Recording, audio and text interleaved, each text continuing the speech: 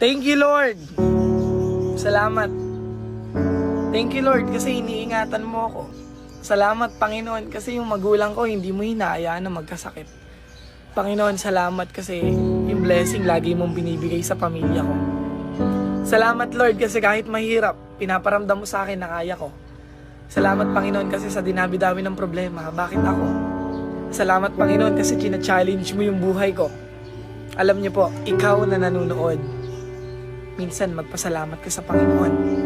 Maganda man o pangit yung nangyayari sa buhay mo, matuto kang magpasalamat sa Panginoon. Dahil siya lang naman yung dahilan kung bakit ka matibay, kung bakit ka lumalaban, kung bakit may nakakaharap kang mga problema. China-challenge ka ng Panginoon dahil alam niyang kaya mo. Alam niyang mapagtatagumpayan mo.